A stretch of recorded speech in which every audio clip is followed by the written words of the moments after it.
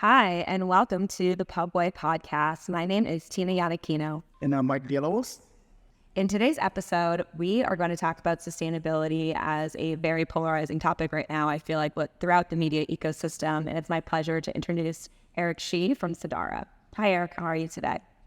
Hey, Tina. Hey, Mike. It's great to be on the show today. Absolutely. We're happy to have you. Eric, so I think before kicking things off, it'd be great to really just have you walk through, what your role is at Cedara and what Cedara is for that matter, and then we'll dive into kind of some questions and dive into your expertise. Sounds good. I'm Eric Shih. I'm the Chief Operating Officer at Cedara. So Cedara was a company that was founded back at the end of 2021. The co-founders, including myself, we all come from the media industry historically. Actually, we all came from Teads in the ad tech space. We all left Teads, and we all really had this passion, right, to try to make an impact in sustainability and environment through technology. So we sort of came together, or the founders came together with the idea, and then obviously I joined on later, is really bringing to life this carbon intelligence platform that we brought to market. Now, we brought this platform to market really to solve challenges across many different industries, but we were obviously focused on the media and advertising industry as our sort of first core focus. Of course, we came from the industry with many years of experience, but we wanted to find a way, obviously, to meet a challenge that was already bubbling up in our space, right? Sustainability, as you mentioned, Tina, at the top, is this topic that is really surfaced heavily in the last, I would say, 18 to 24 months. So we brought this platform to market to really accomplish the mission of mapping carbon emissions across the media industry and ultimately provide actionable intelligence to brands as well as everyone else in the media supply chain to reach net zero, right? There's this target that the organization at Net Zero has set of how do we get to net zero in the advertising industry by 2030, and that's what our platform is really designed to support. Love it. And I guess for our listeners, I'm actually an ex-coworker of Eric from back in the day, where he was leading publisher development, obviously at Teads, but being that you're so familiar with publisher development and obviously now with sustainability, how do you see that playing into a publisher strategy in the future? And I guess why is it so important to consider this now more than ever? That's a great question, Mike, and actually it really aligns well with my past experience, right? Working with publishers. Now, if we talk about the sustainability space, it's really key that for publishers to be involved, right? For the industry to reach this target of getting to net zero by 2030. Not only does it take sort of widespread collaboration across everyone in the ecosystem, from all the way from brands down to the vendors, down obviously publishers, but the reason why publishers are so important is if you just think about how the media supply chain operates, particularly like in digital advertising. So first, I'm going to start with a little bit of primer, right, on some terminology I'm going to use from a climate perspective. So carbon emissions are categorized into scopes. So there's this concept of scope 1, 2, and 3, which actually comes from the Greenhouse Gas Protocol, which is this global framework for measuring emissions. So you might have heard the term scope 3 quite a bit, whether it's from other companies but this is actually an industry term, right? So scope 1 emissions are emissions arising from any direct energy you use as a company. So a great example there would be like a coal-powered factory. Not really applicable to the advertising industry, so there's very minimal scope 1 emissions. Now, scope 2 emissions would be any energy you purchase, right? Indirect energy usage from purchases. So that would be electricity you buy for your offices.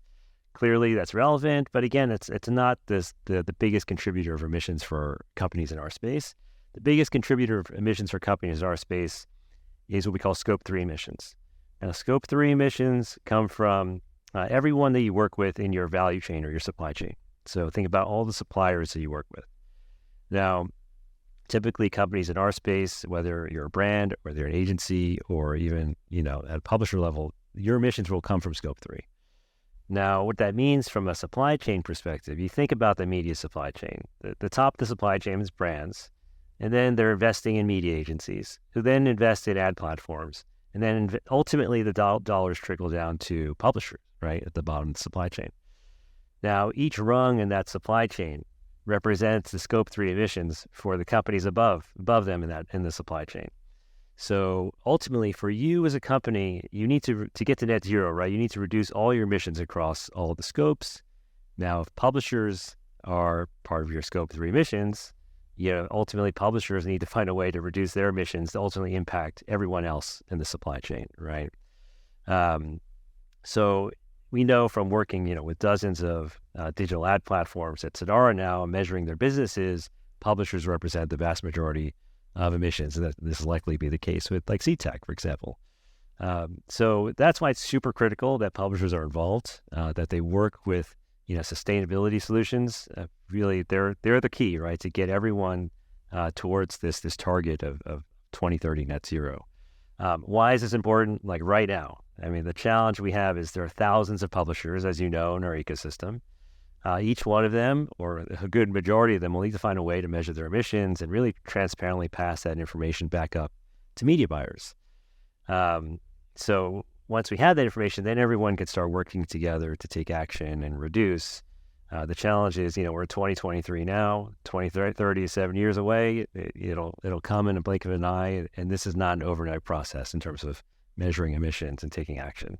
So it really is critical that everyone sort of comes to the table now and works together. Yeah. I mean, you hit the nail on the head. 2030 feels very, very close. And having that as a goalpost is a bit scary. And I think also with SPO in mind, another very popular terminology in our industry, a data point that I found out recently, and you can correct me on the exact percentage, but the aviation industry makes up, I think, 2% of the total carbon footprint. Our media industry makes up 2.05%. So the fact that our industry is bigger than aviation when it comes to carbon footprint, that was mind-boggling. Like, that is a crazy, scary statistic that we are responsible for. Yeah. Yeah, anytime you're in the multiple percentage points, I think it's a scary thought, right, for global emissions.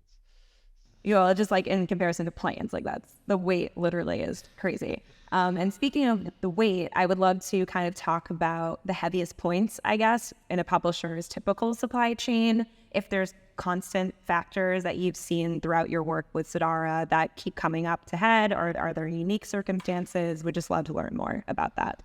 Sure. So, I think we'll talk about publishers from a digital perspective, right? Because there are publishers that have omni-channel presences for advertising, whether it's print or other channels. In the digital space, it's quite unique, right? Digital, there's energy usage, as you described, in our industry from the different servers and technologies that are in place in our industry. And of course, we have programmatic, which is a big driver of digital advertising. Now, if we look at a publisher level, I think we're starting to see, obviously, there's more of an impact from programmatic, particularly when you talk about header bidding, which sort of ties into the SPO discussion that everyone's having, right? So header bidding is really omnipresent now at publishers. Many of them are using client-side wrappers on their sites, like Prebid, for example. The challenge we have here is that that wrapper is on your website. The more bidders you plug in, or the more bid requests you use, or in that wrapper, or generated in that wrapper, the more data you're using in your web browser when you visit that website, and ultimately, the more data you use in your web browser, the more energy you're using in your user device, whether it's your mobile phone or your laptop computer, etc. Now, the challenge publishers face when they use header bidding and this type of implementation is, one, they could have lots of bidders, which ultimately generate lots of bid requests. And if you're not really yielding anything from those bid requests, that's considered waste, right? So hopefully publishers will choose, obviously, the higher yielding platforms like yourselves or others that will generate, obviously, return for them. But we see a lot of cases where that's not the case, right? And the extreme example that people talk about today are these made-for-advertising sites, which are typically clickbaity content. They generate a lot of traffic, but performance is not great. So what happens is they generate a lot of traffic, a lot of bid requests, but the conversion is very low, and not a lot of that traffic turns into campaign delivery, if you will, due to poor performance. So In that case, there is a lot of energy usage and happening at these sites where, maybe they're not that efficient for advertising, right? So that's one of the big points that we see, less so from like an ad server that a publisher uses. Typically, a publisher uses like Google Ad Manager. Google is quite efficient from carbon perspective because they switched a lot of their tech over to renewable energy. So it's some of the other things that then publishers control that to really pay attention to. And of course, if you talk about offline channels, there's things like paper usage in print and the need to use recycled paper and transportation of that paper, like switching to electric vehicles versus like gas-powered vehicles. Like those all come into play for publishers. But I think in the digital space, there's programmatic is the area to watch out for.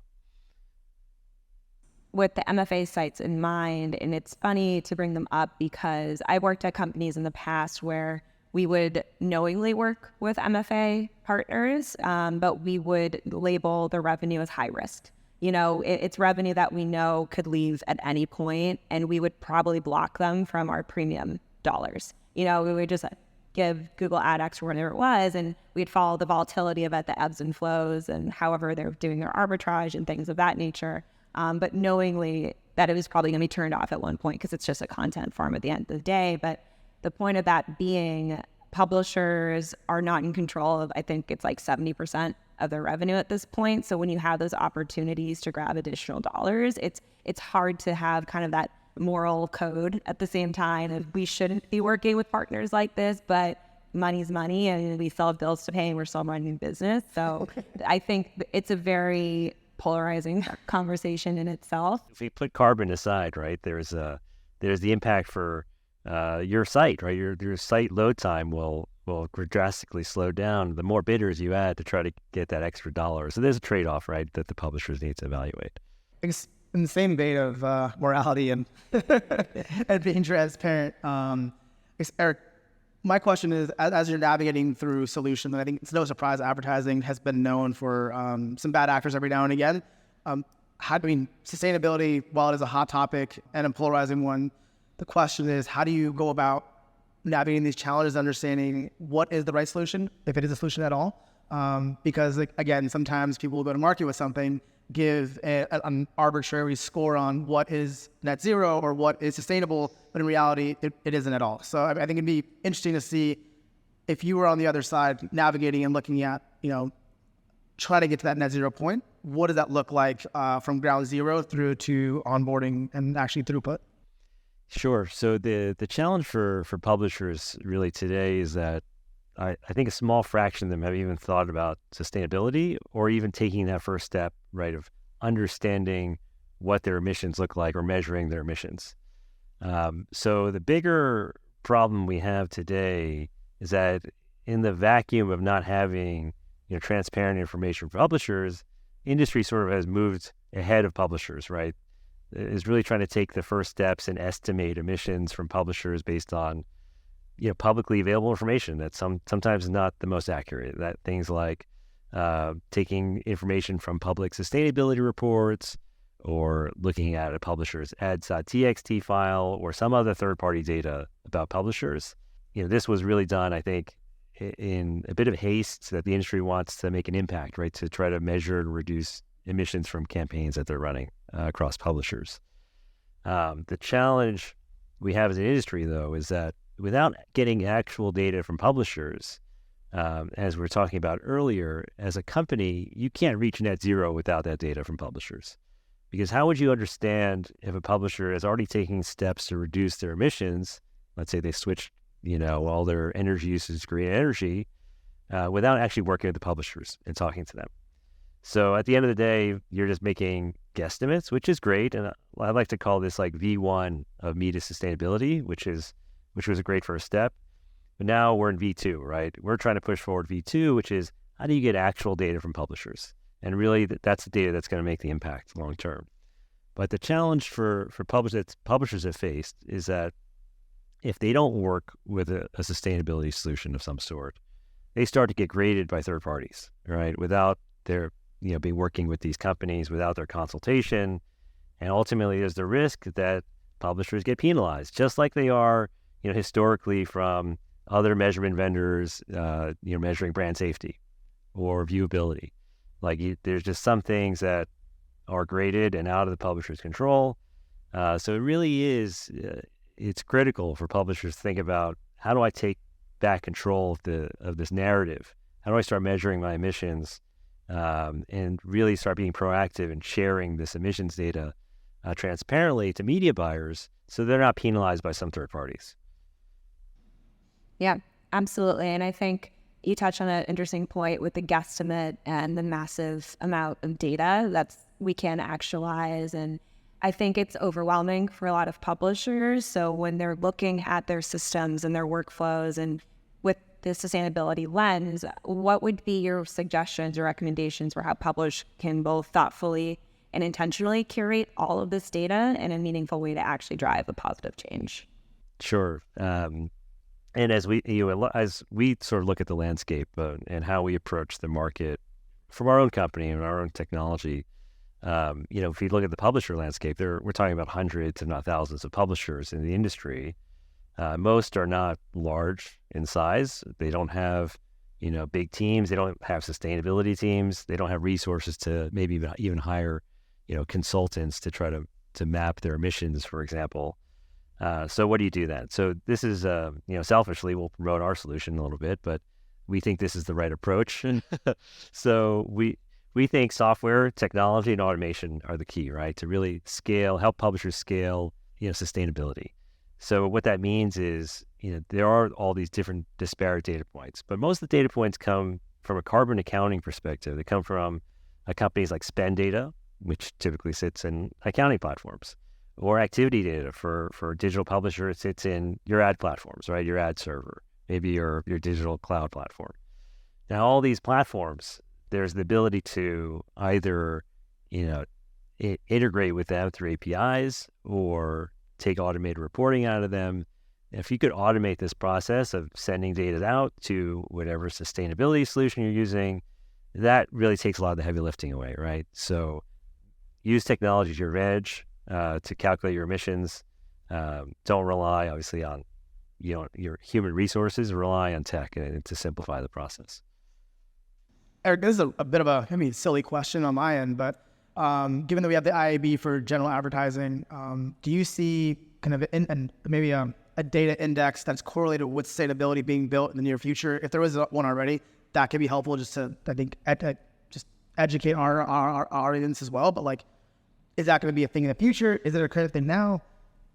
I think it is something that it will be in the near future. There are many discussions, not only IAB, but other industry organizations about, obviously a measurement framework, or at least a standard framework for how the industry should consider carbon footprint or carbon emissions across the supply chain. So specifically, in the IAB Tech Lab, there's the Green Initiative, which we're part of, which is trying to set a measurement framework for programmatic, right? Illustrating best practices to reduce emissions in the programmatic supply chain. Now, taking a step higher, there's organizations like AdNet Zero, and then GARM, which is part of WFA. That's really trying to think about, okay, how do we actually reduce emissions and measure emissions across everything, not just programmatic, but different channels, operations for businesses. So all of this is sort of in the works, and I think you'll start seeing some of the output. Some of it came out in Cannes already, but more output from these organizations later this year and into next year. Do you think, in the future, with queries per second, impressions, and uniques, generally as a main marker for a website or a publisher, do you think there's a future for kind of a data exposure? This is how much data we ingest or have as a publisher or an entity, and exposing that to advertisers and brands in the future to give them an insight of what they're processing every month and how the processing power is being sustainable? Is that going to be also an option? So I think it will be an option, but I don't think it will be the focus, right? That's it might be a little bit of data overload to provide. These are inputs, right? These are inputs to calculate emissions. And what is ultimately being worked on and standardized is, what are the inputs needed to calculate emissions in this specific case, programmatic, and then there will be an output, right? What the emissions look like after you consider all the bid requests and and the impressions across different devices, etc. You take all those factors in, and then ultimately there's an output, and that output is what will be provided, industry-wide to buyers at the end of the day and brands, so they can understand the carbon impact. I think data overload is the last thing we need, and a lot of this is very technical where most people won't understand. So really trying to simplify it down into certain units of measurement that makes sense for the industry. And you touched upon it before with we need tech to help us. So I think obviously AI is such a hot topic this year, not to be self-serving for CTech either. We have a proprietary contextual AI, which is very timely for the industry. But all that being said, I think when it comes to the data that you're ingesting and the control that humans have on that, at least from the forefront, but using data in a thoughtful way and leveraging AI, how can publishers use it to help their sustainability goals? How can they thoughtfully leverage AI in their ecosystems, their workflows? It's a bit of a broad question, but I would love your feedback. Yeah, sure. Of course, AI is the hot topic du jour, but AI has been around for, at least in the ad tech space, for a few years now, when you think about it, including at CTAG, including at Teats. But publishers, I think this is a great opportunity for them to use this new technology and create efficiencies. Ultimately, we don't think it can be a threat, but I think it's an opportunity for publishers where they could use AI to more efficiently create content, for example. So instead of using lots of human resources again to curate images or videos for their editorial content, maybe you could use some AI tool. And ultimately, when you save time, you're going to ultimately cut costs and save money at the end of the day. On the ad tech side and the monetization side, there's definitely obviously opportunities to improve your monetization with AI, like you said, better targeting, but even maybe better creatives like dynamic creative optimization. DCO has been around for a while. That is essentially a form of AI. Now, the challenge I think publishers and the industry will face with AI is that there's an impact, right? There's a cost to it. It's more energy usage, it's more tech. And so there is an environmental impact to think about. I think we're very early days to think about what that means from a carbon measurement perspective. We're already starting to see some stats from researchers are saying generative AI could be a larger carbon footprint than crypto mining, which is pretty big. Crypto mining was a big impact. And then there's another stat I just saw recently. It was if you think about a search query in Google, well, a generative AI query, when you're typing something in ChatGPT, for example, it's 4 to 5 times more carbon output than a search query.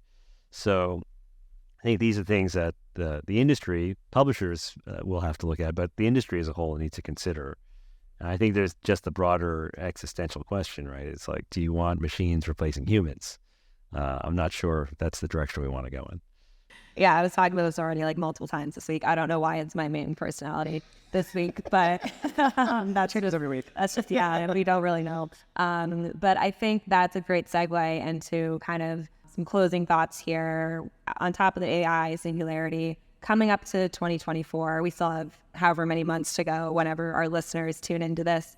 Or maybe we're in the future, who knows at this point. But for early 2024, I would love to hear kind of some predictions, especially through the sustainability lens that we've kind of been doing this entire conversation. I would love to hear what's exciting to you, what's on the horizon, innovations that you guys might be playing with. No pressure to tease products that aren't out yet, but any context there, would love to hear. Sure. So, I think my prediction, and I think this will come true for sure, is that the year of 2024, it will be the year of sustainability in media, right? Just like we used to say, there was a year of mobile. Every year is the year of mobile. Fortunately, that's gone. But now every year now, at least from now until 2030, will be the year of sustainability. Because what happens is that every year that passes, the more pressure there will be for all the companies in our supply chains and our ecosystem to start thinking about how we're going to meet this net zero target. And that 2030 year is not just a number that was made up. That's the Paris Agreement. There's a global, agreement to try to limit, the global warming, right, by a certain amount of degrees, and limit that by a certain year, right, 2030, 2050. These are big milestone years. So this will have a trickle-down effect on all companies. And we're going to start to see it later this year into next year. You'll start to see more publishers, as I've sort of mentioned, leaning in and measuring their emissions. We're starting to work with many publishers now, and you'll start to see more announcements of that throughout the course of the year. And I'm sure there'll be more even outside of those working with us. So what you'll see is more and more companies measuring. That's the first step. You can't do anything until you have data. And then over the next year and coming years, that's the time to take action. Once you have the data, then you can understand what impact can I make, where can I reduce emissions and optimize. Yes. Well, for me, a quick question is along the lines of where can we learn more about this, right? Myself as a novice, I won't speak for Tina, but coming in a big green and what around the years, CTAG is in the same boat, and we're looking to obviously be net zero as well. Are there any resources that you'd recommend, whether it be Cedara or another partner, to really learn where to kind of advance ourselves? Yeah, fortunately there's a growing database of resources out there, and the great thing is that our industry is starting to produce a lot of these materials. So I would point to, for you and anyone listening in, is really start looking at net zero. Right, this organization's been around for a couple of years now. There's already some research and overviews of media sustainability on the net zero website that you could take a look at. There will be more published fairly soon, just as a preview, because we're a big supporter of net zero. We know we're working on a lot of these things now. Even in the IAB has sustainability initiatives both in the US and in Europe. So IAB Europe just came out recently with a sustainability guide for companies in the space. So there's definitely the materials there. You just got to look for it. So I, as a starting point, definitely lean into the organizations that we already have in our industry. There's a lot of good knowledge that's coming out of it. Awesome. Yeah, and I think this has been wonderful chatting with you with the year of sustainability in mind for 2024. All I can say is I really, really hope there's not 30 conversations about sustainability on mega yachts. Not gonna point fingers, but this year the irony was not lost on me about the conference. I mean, it had to happen, but it's a little silly. Yeah, so I appreciate that CTAG did not have a mega yacht and host one of these conversations for sure. There's obviously that's a bit of a challenge to get past if you're a sustainability proponent. Amazing. Well, thank you so much, Eric. This has been fun. Hopefully we'll continue to have these conversations online and offline. Yep. Well, always good seeing you, and hope we cross paths again soon. Then. Absolutely. Pleasure speaking to you both.